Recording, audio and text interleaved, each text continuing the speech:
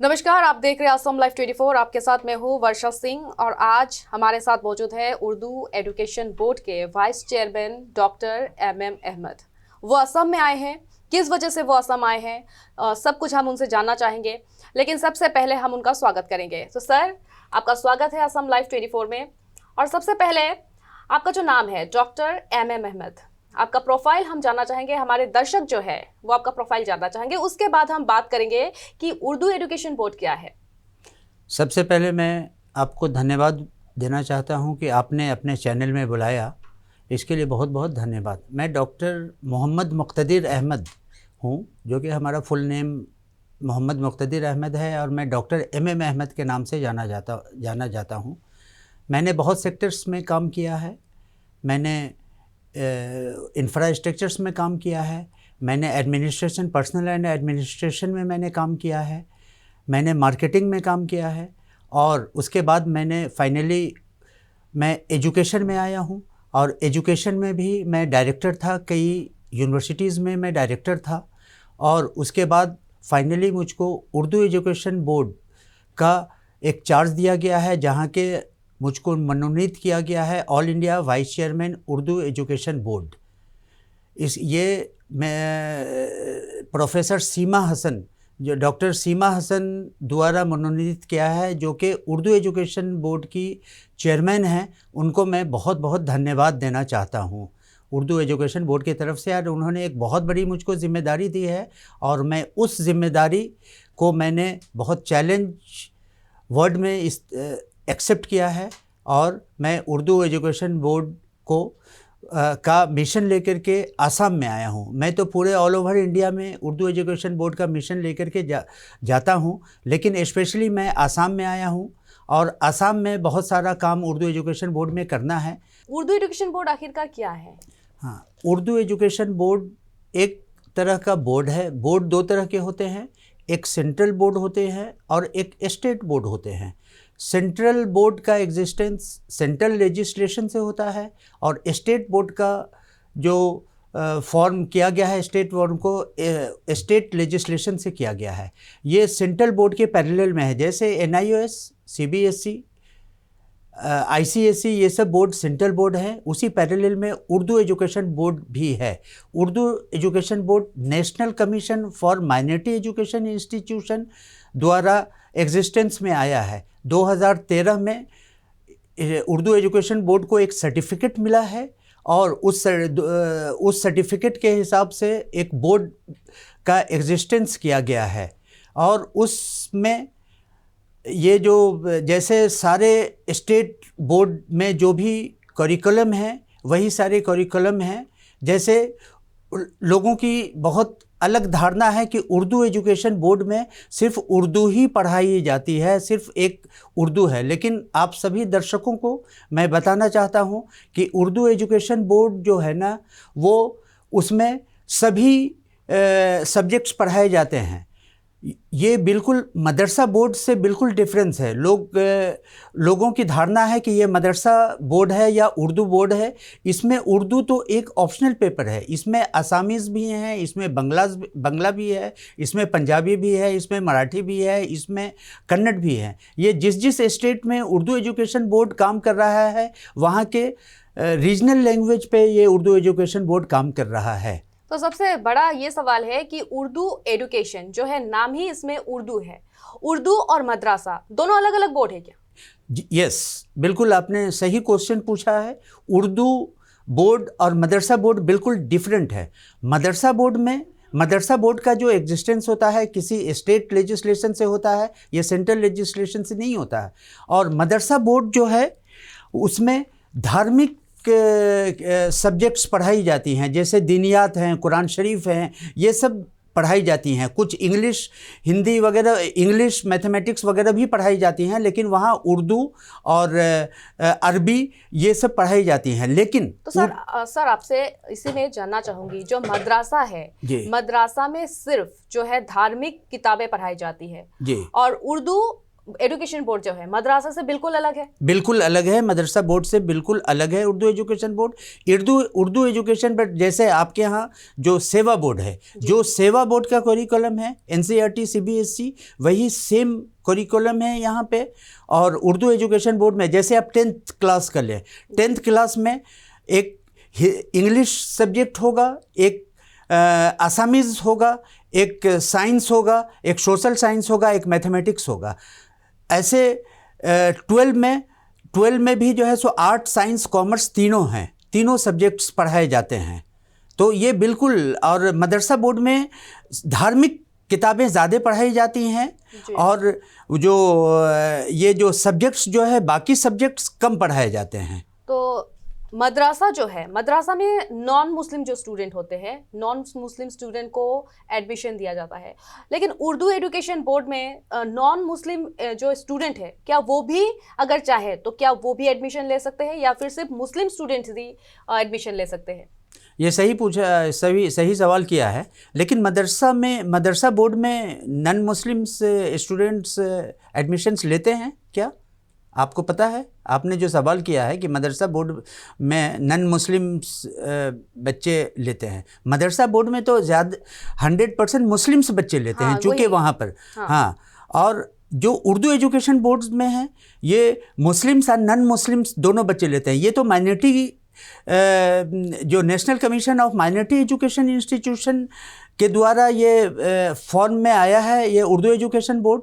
इसमें ये सिर्फ माइनॉरिटी के बच्चे नहीं पढ़ते हैं, इसमें नॉन मुस्लिम्स बच्चे भी पढ़ते हैं। आपको बहुत सुन करके बहुत ताज्जुब होगा कि उर्दू एजुकेशन बोर्ड में 60% नॉन मुस्लिम्स बच्चे आते हैं, 40% सिर्फ मुस्लिम बच्चे आते हैं। जबकि माइनॉरिटी के हिसाब से सिर्फ माइनॉरिटी के बच्चे आना चाहिए, लेकिन माइनॉरिटी के बच्चे सिर्फ नहीं आते हैं। लेकिन एजुकेशन का एक है कि एजुकेशन राइट्स जो है वो सबके लिए है, इसीलिए माइनॉरिटी के बच्चे हों, नॉन माइनॉरिटी के बच्चे हैं, उर्दू एजुकेशन बोर्ड में सारे बच्चे होते हैं। चूँकि इसमें धार्मिक किताबें नहीं पढ़ाई जाती, उर्दू भी एक सब्जेक्ट है, उर्दू तो नाम है, सिर्फ बोर्ड का एक नाम है उर्दू, लेकिन उर्दू जो है एक ओनली ऑप्शनल पेपर है।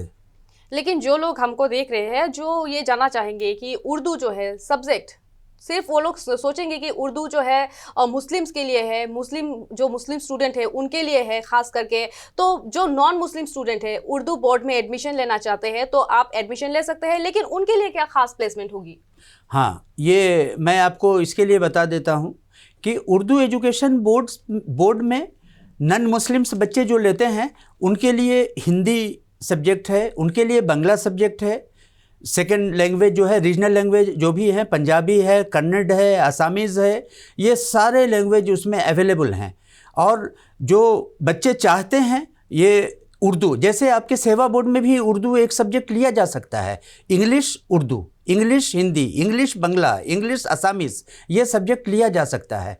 तो हमारे यहाँ जो प्रावधान है कि इसमें नॉन मुस्लिम्स बच्चे आकर के जो लेते हैं तो वो नॉर्मली आपके आसाम में जो मैं आया हूँ तो आसाम में असामीज़ लैंग्वेज जो है वो लेते हैं। अभी तो बहुत सारे जो हमारे सेंटर्स हैं जैसे गुरेसर में और अदर सेंटर्स हैं, तो उस सेंटर्स में लोग बोडो के लिए भी ये कर रहे हैं कि बोडो एक लैंग्वेज है सर, बोडो को भी आप उर्दू इसमें बोडो को भी एक उर्दू में आप उर्दू एजुकेशन बोर्ड में ले आइए। हाँ, एक ऑप्शनल पेपर में रीजनल लैंग्वेज में, तो उस पर भी विचार किया जा रहा है। और मैं मैनेजमेंट को, उर्दू एजुकेशन बोर्ड के मैनेजमेंट को मैं रिक्वेस्ट करूँगा कि आप जो है सो इसको बोडो लैंग्वेज को भी इसमें इंक्लूड किया जाए। जी, तो सर इसी में आपसे ये भी जानना चाहूँगी, जो उर्दू एजुकेशन बोर्ड है तो इसे कहाँ से अप्रूवल मिला है? हाँ, ये बहुत अच्छा सवाल है मैडम। उर्दू एजुकेशन बोर्ड को तो सबसे पहले approval ministry of external affairs ने दिया है, 2016 में दिया है। और उसमें पासपोर्ट के लिए इमिग्रेशन नॉट रिक्वायर्ड पासपोर्ट जो बनता है उसके लिए जो है जो सबसे पहले किया है, मिनिस्ट्री ऑफ एक्सटर्नल अफेयर्स का एक लेटर है और ऑफिस ऑर्डर है कि उर्दू एजुकेशन बोर्ड को फुल्ली एग्जामिन किया गया और उसमें यह पाया गया कि Urdu education board national commission for minority education institution government of India द्वारा इस्टेब्लिशमेंट किया गया है। तो इसके बच्चे को ये पासपोर्ट मिलना चाहिए। तो ये इसके लिए एक सर्कुलर उन्होंने दिया है और ये दिया जाता है। इसके अलावा उर्दू एजुकेशन बोर्ड को INC इंडियन नर्सिंग काउंसिल ने इसको अप्रूव किया है कि उर्दू एजुकेशन बोर्ड से जो भी पास आउट बच्चे जाएंगे और निकलेंगे और उनको एक जो है इसमें नर्सिंग में या हेल्थ एलाइड कोर्सेज में भी उनको ये एडमिशन लिया जाएगा एज पर क्राइटेरिया। इसके अलावा उर्दू एजुकेशन बोर्ड में गवर्नमेंट की तरफ से बहुत सारे लेटर्स आए हैं। उस लेटर्स में गवर्नमेंट ने, जैसे पर्सनल डिपार्टमेंट है इनका, उसमें वो दिया गया है कि उर्दू एजुकेशन बोर्ड को हायर एजुकेशन और गवर्नमेंट जॉब्स के लिए इसके पास आउट बच्चे को फैसिलिटी दिया जाए। इसके लिए सर्कुलर हुआ है। तो इसी में आपसे ये पूछूंगी कि जो उर्दू एजुकेशन बोर्ड है, जो बच्चे उर्दू एजुकेशन बोर्ड में एडमिशन लेना चाहते हैं, अगर वहाँ से पास होते हैं तो क्या उनको गवर्नमेंट जॉब मिलेगा? हाँ, बहुत सारे गवर्नमेंट जॉब मिलते हैं उर्दू एजुकेशन बोर्ड के बच्चे से। हमारे तो सेंटर आपके आसाम में तो कम है, इसीलिए आसाम में बहुत कम जॉब आते हैं, लेकिन हमारे बहुत सारे सेंटर MP में है, राजस्थान में है, महाराष्ट्र में है। वहाँ पे बहुत सारे बच्चों को रेलवेज़ में जॉब मिलती है, उनको डिफेंस में जॉब मिली है, उनको पुलिस में जॉब मिली है, उनको स्टेट गवर्नमेंट में जितने भी सेक्टर्स हैं उसमें जॉब मिली है, पब्लिक सेक्टर्स में जॉब मिली है, बहुत सारे जॉब मिलती है गवर्नमेंट में। तो ये उर्दू एजुकेशन बोर्ड जो है सर, उसका मेन मोटिव क्या है? कितने पेपर्स होते हैं? उर्दू एजुकेशन बोर्ड में क्लास 10th जैसे है, उसमें 5 पेपर्स होते हैं। 5 पेपर्स में एक तो इंग्लिश है, और इंग्लिश के अलावा आप कोई भी रीजनल लैंग्वेज ले सकते हैं। उर्दू ले सकते हैं, हिंदी ले सकते हैं, आसामीज़ ले सकते हैं, बंगला ले सकते हैं, उड़िया ले सकते हैं, कोई भी लैंग्वेज, पंजाबी, कन्नड़, कोई भी लैंग्वेज ले सकते हैं। क्योंकि ये सेंट्रल बोर्ड है तो सारे रीजनल लैंग्वेज को इसमें ऐड किया गया है। और साथ ही मैथ है, इसके साथ मैथ है, सोशल साइंस है एंड साइंस है। और इसके जो है सो साइंस का 70% मार्क्स प्रैक्टिकल के होते हैं, 30% मार्क्स 70% मार्क्स थ्योरी के होते हैं और 30% मार्क्स प्रैक्टिकल होते हैं। ऐसे ही 12 में है, 12 में भी 5 पेपर होते हैं। अब 2 पेपर तो लैंग्वेज के हो गए, जिसमें एक इंग्लिश हो गए, और इंग्लिश के अलावा जो भी लैंग्वेज है उसमें आप ले सकते हैं स्टेट के हिसाब से। उसके अलावा साइंस के जो पेपर हैं, physics, chemistry, biology, physics, chemistry, math, और जो आर्ट्स के जो पेपर हैं आर्ट्स के हिसाब से, और जो कॉमर्स के पेपर हैं कॉमर्स के हिसाब से लिए जा सकते हैं। ये तीनों सब्जेक्ट्स हैं हमारे यहाँ, तीनों स्ट्रीम हैं 12 में। तो सर, जो स्टूडेंट्स है उर्दू एजुकेशन बोर्ड में एडमिशन लेना चाहेंगे या फिर कुछ दूसरा कोर्स भी अगर वो करना चाहते हैं, तो आजकल यूट्यूब का जो ज़माना है, यूट्यूब में वो सर्च करते हैं। सबसे पहले यूट्यूब में सर्च करते हैं, उसके बाद वो सोचते हैं कि ये कोर्स उनके लिए सही है या गलत है। लेकिन उर्दू एजुकेशन बोर्ड के लिए जो है यूट्यूब में उसको फेक बताया जा रहा है। क्यों फेक बताया जा रहा है? हाँ, ये बहुत बड़ा क्वेश्चन है, और इस क्वेश्चन पर हमारे कई चैनल्स में इंटरव्यू हुए हैं, और उस इंटरव्यू में हमने इसका रिप्लाई भी दिया है। क्योंकि ये यूट्यूब का, आपने जैसा ये बताया मैडम कि यूट्यूब का ये ज़माना है, और यूट्यूब में सारे लोग एक चैनल बना करके बैठे हुए हैं आज के दिन में। और इस होड़ में लोग भूल जाते हैं कि क्या मैं गलत कर रहा हूँ, क्या सही कर रहा हूँ। उनके पास प्रॉपर एविडेंस नहीं होता, और प्रॉपर एविडेंस नहीं होता फिर भी वो यूट्यूब में एक वो अपना चैनल बना करके एक वीडियो बना करके डाल देते हैं कि पब्लिक कितने उसको ये करते हैं, लाइक करते हैं। उसके हिसाब से अब मैं आपको इसका कहानी बता देता हूँ कि ये उर्दू बोर्ड को फेक क्यों बोला जाता है। उर्दू बोर्ड को फेक इसीलिए बोला जाता है कि एक गवर्नमेंट ऑफ इंडिया के एक अफसर ने बिना लेटर देखे हुए कोई एक लिख दिया, उस लेटर में लिख दिया, कैंसिल कर दिया उर्दू बोर्ड को। लेकिन आपको मैं बता देता हूँ, उर्दू बोर्ड को MHRD ने, मिनिस्टर ऑफ MHRD के अप्रूवल से एक मेमोरेंडम आया हुआ है, जिसमें कि उर्दू एजुकेशन बोर्ड को एक वैलिड बोर्ड करार दिया गया है, और इसके पास आउट बच्चे को गवर्नमेंट में जॉब्स के लिए उसमें लिखा हुआ है जॉब्स के लिए, हायर एजुकेशन के लिए, लेकिन उस अफसर की कुछ अपनी पर्सनल इंटरेस्ट होगा मिस्टर डी.के. गोयल की। डी.के. गोयल साहब ने एक लेटर उसमें लिख करके डाल दिया कि ये उर्दू एजुकेशन बोर्ड जो है ये फेक बोर्ड है। ये फेक कैसे है बोर्ड, जबकि गवर्नमेंट ने ये एक मेमोरेंडम दिया है कि ये उर्दू एजुकेशन बोर्ड ये नहीं है। वो डिप्टी सेक्रेटरी रैंक के हैं। एक डिप्टी सेक्रेटरी रैंक के जो अफसर होते हैं, क्या मिनिस्टर का अप्रूवल को वो काट सकते हैं? हाँ, अंडर सेक्रेटरी का लेटर को वो काट सकते हैं। तो इसमें एक स्टोरी बनी कि अंडर सेक्रेटरी ने एक लेटर एनआईओएस को लिखा और एनआईओएस ने क्या किया, उसको लेटर को भेज दिया और डिप्टी सेक्रेटरी ने एनआईएस के लेटर को कैंसिल करते हुए उसमें लिख दिया कि ये जो है तो उर्दू एजुकेशन बोर्ड फेक है। जबकि ये मिनिस्ट्री ऑफ एचआरडी का जो सर्कुलर है, उसका जो मेमोरेंडम है, उसमें साफ साफ लिखा हुआ है कि उर्दू एजुकेशन बोर्ड जो कि वैलिड है। इसके लिए बहुत सारे एमपीज़ ने एक क्वेश्चन उठाया था कि उर्दू एजुकेशन बोर्ड क्या है। उसमें कुशवाहा जी एक मिनिस्टर थे, उपेंद्र कुशवाहा, उन्होंने साफ साफ लिखा है कि उर्दू एजुकेशन बोर्ड एक वैलिड बोर्ड है और ये government NCI national commission of minority education institution government of India के द्वारा ये बोर्ड का एग्जिस्टेंस किया गया है। और इस बोर्ड में जो पास आउट बच्चे होते हैं, इसको हर जगह फैसिलिटी मिलेगी, जॉब में भी बराबर की फैसिलिटी मिलेगी और इसको हायर एजुकेशन में भी इसको फैसिलिटी मिलेगी। तो इस पर ये जो यूट्यूब वाले के पास कोई भी डॉक्यूमेंट्स, ऑथेंटिक डॉक्यूमेंट्स नहीं है। मैं सारे यूट्यूब वाले चैनल जिन लोगों का ये स्टेटमेंट आया है, जिन लोगों का ये वीडियो आया है कि उर्दू एजुकेशन बोर्ड फेक है, उन लोगों से मैं वैलिड डॉक्यूमेंट्स मांगता हूं कि वो लोग आप लोग दें कि क्या डॉक्यूमेंट्स है जिस पर जो है तो फेक किया गया है। ये मिनिस्टर का जो अप्रूवल लेटर है, उसको एक डिप्टी सेक्रेटरी उस लेटर को निरस्त कर सकता है क्या? बिल्कुल नहीं कर सकता है। एक अंडर सेक्रेटरी का लेटर को एक डिप्टी सेक्रेटरी निरस्त कर सकता है, लेकिन एक मिनिस्टर के अप्रूवल को एक डिप्टी सेक्रेटरी निरस्त नहीं कर सकते। इसीलिए उर्दू एजुकेशन बोर्ड बिल्कुल वैलिड बोर्ड है और ये सब लोगों के लिए है।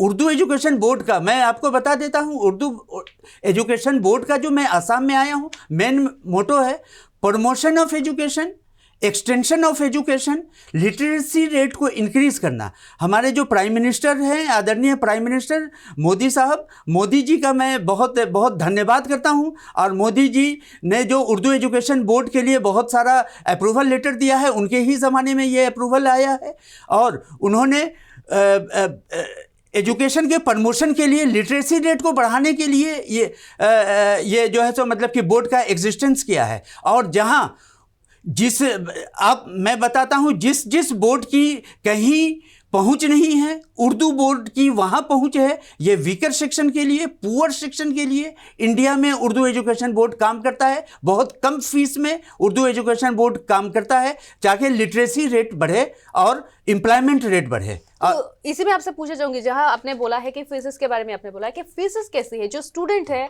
वो जानना चाहेंगी कि कैसे एडमिशन के टाइम पे कितना फीस देना पड़ेगा या फिर इसका कोर्सेस में कितना खर्च आएगा? देखिए, इस उर्दू एजुकेशन बोर्ड को गवर्नमेंट से तो कोई भी बहुत ज़्यादा रिलीफ नहीं मिलता है, लेकिन जो हमारे पोर्टल में जो फीस, एक ऑथेंटिक फीस दिए गए हैं, वो फीस हैं रजिस्ट्रेशन फीस और जो भी जैसे सारे बोर्ड के होते हैं वही फीस है। बहुत नॉमिनल फीस है, बहुत ज़्यादा फीस नहीं। जैसे कुछ बोर्ड जो हैं, प्राइवेट बोर्ड चल रहे हैं यहाँ पर, उनका तो मैंने सुना है जैसा कि, और उनके पोर्टल पर दिया हुआ है 12,000, 11,000, 13,000, 15,000, लेकिन हमारे बोर्ड का वैसा नहीं है। अंडर 5,000 इसका फीस है, जो कि ये आपके गवर्नमेंट के बोर्ड के भी वही करीब करीब फीस है। बल्कि सीबीएसई के बहुत ज़्यादा हैं। एनआईएस का जो लेवल है गवर्नमेंट ऑफ इंडिया का, करीब करीब उसी लेवल का फीस है।